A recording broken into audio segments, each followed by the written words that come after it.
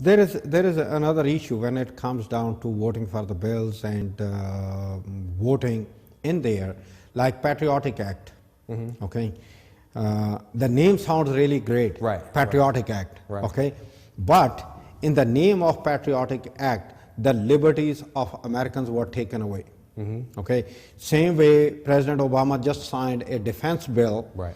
In that defense bill, underneath there is buried a clause where an American can be arrested and can be kept behind the bars for the rest of his life without even getting a trial or hearing at all. Forget about trial. Yeah.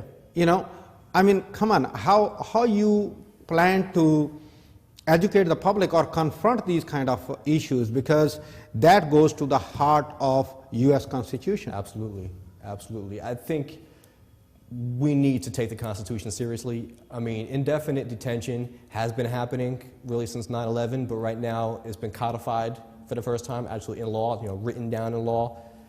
That's scary, throwing due process out the window, allowing American citizens to be detained indefinitely without a trial.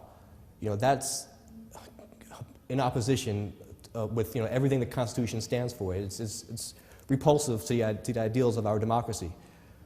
So we need to stop that. We need to make sure that every bill we're passing is constitutional, and we need to use common sense. As I've said when asked about this before, we were told after 9/11 that terrorists attacked us because they were jealous of our liberties, but we responded by making our country more like their countries, right? By taking away our liberties. Exactly. See, that is the whole crunch which I'm talking about, that instead of protecting the liberties, we have started taking away our own Americans' liberties and getting more like, those countries. Yeah. So how we can say that, oh, you are not providing the freedom to your citizens while your own citizens don't have the freedom? Exactly.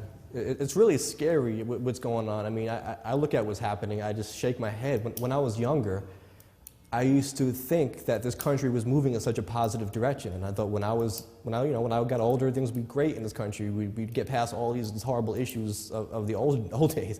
But now we're back to it's even worse than it was when I was a kid. It's like we're really regressing, and we just have to stop that. We have to get on a better path, and I really think part of that is electing everyday people. Because if you talk to people on the street, they say the same thing we do, right? This is the same conversation that people are having. For some reason, people in Washington just don't seem to get it.